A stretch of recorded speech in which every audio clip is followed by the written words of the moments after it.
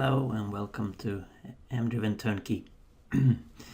I wanted to show you this Treeview that it's not part of the standard UI, but as any special UI, it's really easy to add to your turnkey application.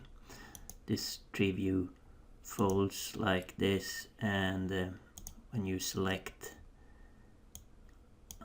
the current select path here, so this is this one and that one is this, etc. And the reason I'm testing this now is that there were some initial bugs with the selection on hierarchies, but now it works as we want. And getting this Treeview into place, we of course need the data, and there's a very simple model behind my test case here. It's a root node, it's level 1 node and level 2 node, and I have this view model that at first, let's see if I can get this on screen first. That just gets all the root nodes and shows the attribute 1 in this grid, and then there's the level 1 that goes to level 2, and the level 2 shows the attribute 1. So these are just the grids that we see here, and as you see, these grids are editable, and that is achieved by setting a tag value on the nesting here. Let's see if I can get that on screen, like that, tag value, and as you see, it's editable equals true. If that is set on nestings that will show grids, then the grid will have all the columns read write, at least if the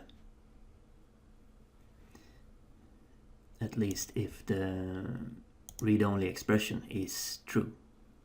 Let's experiment. If I set this to false on the attribute 3, which is this, I can write here now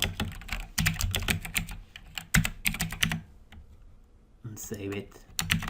But what if I've set it like that and upload my model?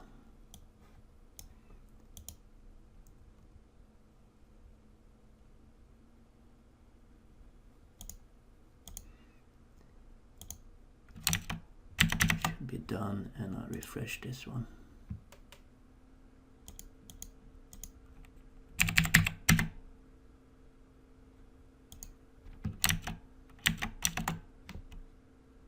Read-only expression. So I tricked myself. It's a read-only expression, and I should actually set true. It's read-only.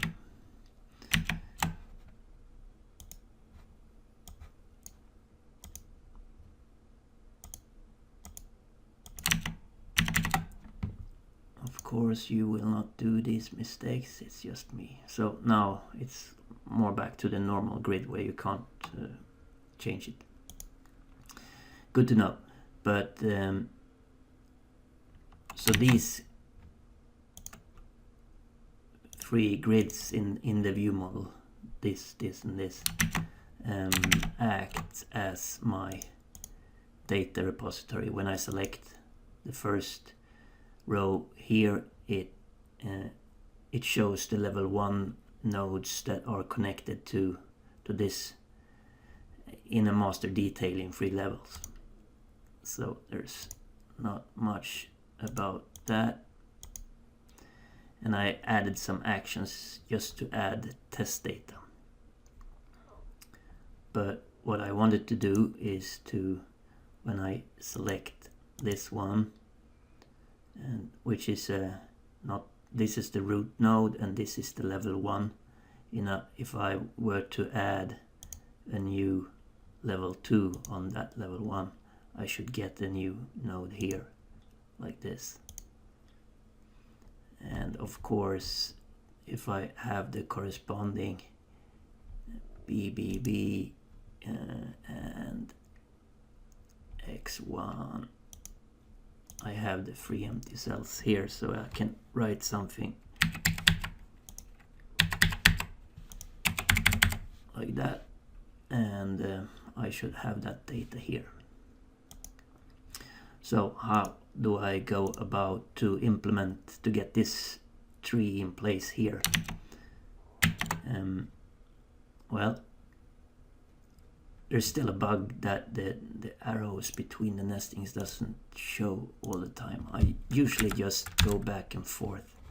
I will need to fix that, but I haven't got around to it. So what I was saying is that I do a replica of the same data structure, more or less. The root nodes, all instances point to all root node VO, and has a label that in turn goes to level 1 nodes, that in turn goes to level 2 nodes, and all these levels has the label property. And what I did on this one, that is the starting view model column, I've set it to content override. Content override makes it drawn like this, just saying here's something gonna happen, but I don't know what. If I don't have the content override, it will just render with the default UI, but the content override removes the default rendering. So that's part of the needed information to do a view model override or a content override. There's also a tagged value on this column here, and it's Angular UI override. And you can read about this, the Angular UI override, in the wiki. Let's copy that and let's find the wiki. It's over here, and you search it, and it says things like UI override, what you can do with it, things like that. So use the wiki, wiki.mdriven.net. Anyway, since I have set that to a named CS HTML file, tk Treeview CS HTML, and the logic will try to find this on the server and inject it when rendering the UI. So this is effectively my override definition. Let's see how I defined it then.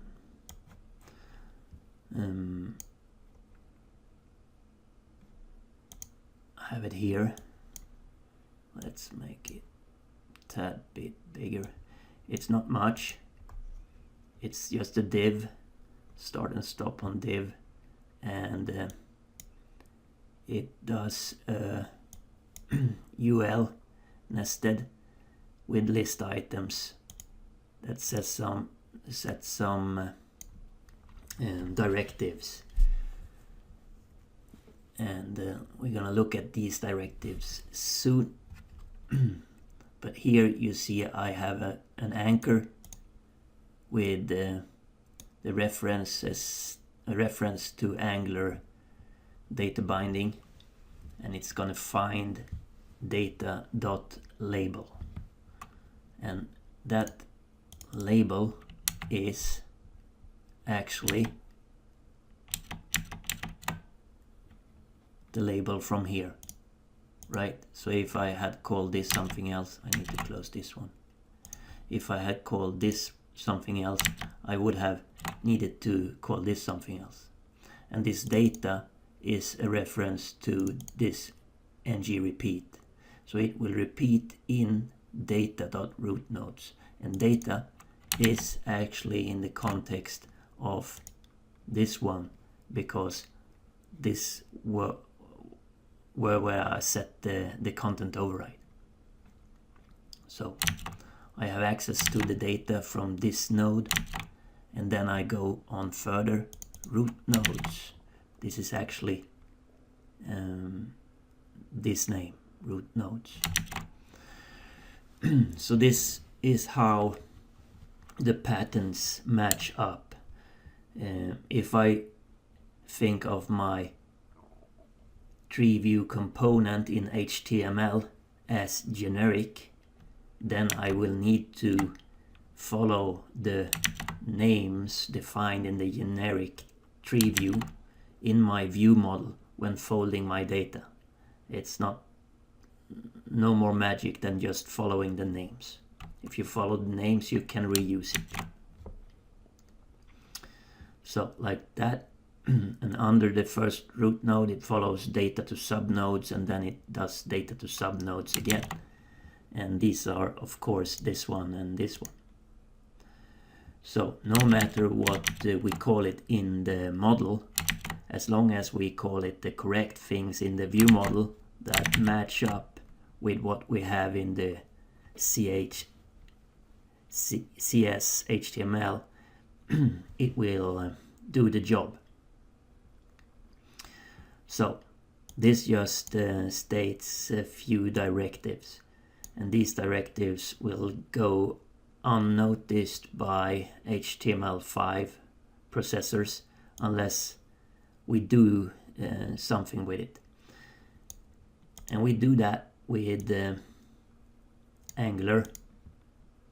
Let's see if I can remove this one.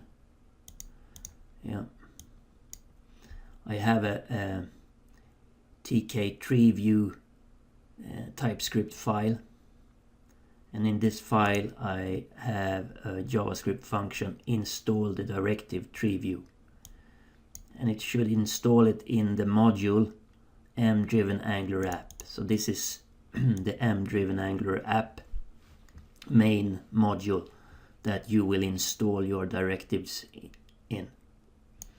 And what this does is basically to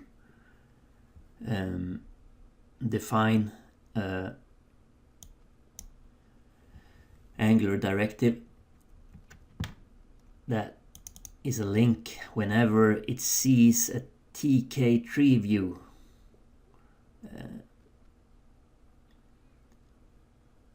thing on HTML elements. No, I call it TK Treeview. Let's see. How does this work? Yeah, whenever it sees, I actually install quite a lot of directives, 3 of them. Whenever it sees a TK data directive, like here and here and here, it should, for each element, expand the identity of the view model clause. Okay, that doesn't do much, but it might be helpful for us. Let's see if we can see it. If I right click here and say inspect, it shows up as this one, VM class ID, and it says something that is uniquely identifying this data item in our data tree. And here is a TK tree node, and that is used here, here, here. And this is really a killer.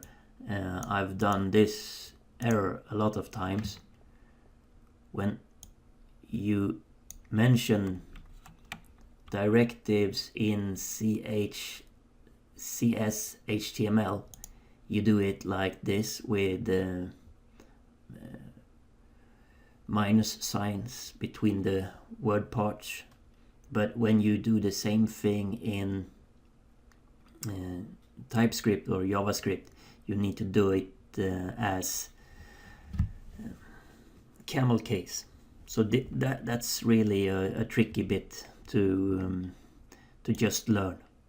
This is the same thing. TK minus tree minus node is the same as TK tree node in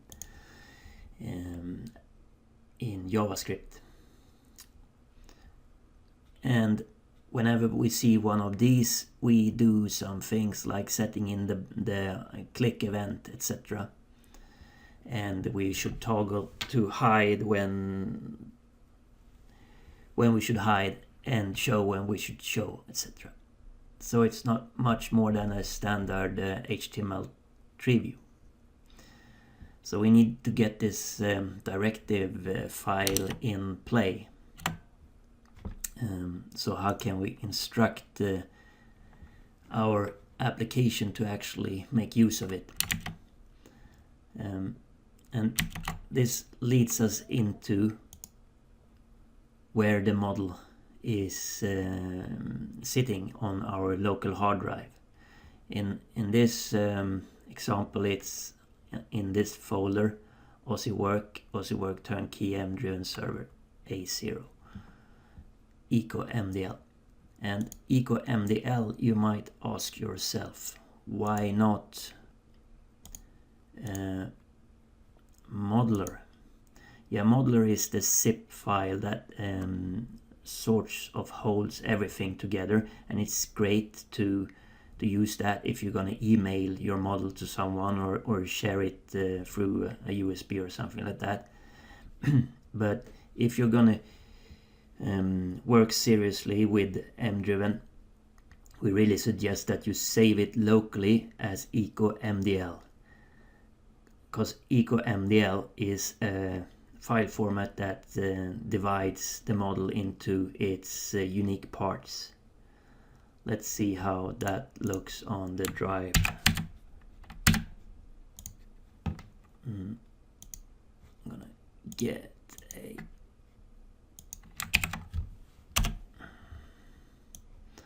It looks like this. So all the things that are in the model sits here in their own files, and each file is actually just XML, and this XML is designed to merge really well if you use some kind of repository software like Git or Subversion. I typically use Subversion, but I have to use Git as well on several projects. So instead of, as I have shown you up till now, only keeping the model in the cloud and downloading it, trusting that the model in the cloud is the latest, I urge you to now save the model locally someplace on your drive in a repository, sync it with a server, a Git or a Subversion server or whatever, and then just open the file whenever you need it. So why is this important? Well, because you will have other assets that you want to sync up to the application server whenever you upload the model. So whenever you do this, we also want to send it the latest scripts and latest CSSs and HTMLs and things like that. And as I briefly showed you before, you do that by placing a folder that's named the same way as your model file, the same way, and you append underscore assets tk. Again, you can look this up in the wiki, what you can do here, but in short, everything under this folder will be mirrored up to your application server. So you can actually put your scripts that you want to execute on the server here. So here is my tk Treeview ts, and whenever I save a TypeScript file, it generates a JavaScript file, and this is the one that I actually use. And to get things into play, to get MDriven to discover my directives, I need to tell it in this app-wide Angular script includes HTML. Let's open this one up with Notepad. And here you see that I have stated that I want MDriven to take care of X-scripts tk Treeview GS, along with a few other things that I have under development or testing. So, and under the views X override pages, I have the tk Treeview CS HTML, which of course was the one I found here, and this is the script. What I also need to get my control going is a unique CSS for this, and that's a few lines long, and that CSS, I think I put it along with the script just to stop confusing myself. Yeah, it's right there. But this is really important to understand, that everything you have locally here, all the way up here, the whole model and also the assets that goes on the server. It can be images, it can be script files, CSSs, or what have you. Everything that you want on the server, you can and should put in the assets tk folder, because then it will be updated whenever you do upload model, like that. So when I do this, what happens is this one is zipped along with everything here, zipped, sent to the MDriven server, which unpacks it, uses the model on the MDriven server, and hands over the rest to MDriven Turnkey. And MDriven Turnkey tries to unpack it on your web server. Alright. I think that was about it, what I wanted to share with you today. This will be available somehow. I'm not really decided if it's finished yet or if it needs more work. I'm thinking about building this out to a bigger control with basically a Gantt chart, but I don't know when I have the time. But you can try these things out, building your own controls. It's really easy to get hold of the data this way, and it's really easy to use the UI override to get ahead. Okay, thank you for listening.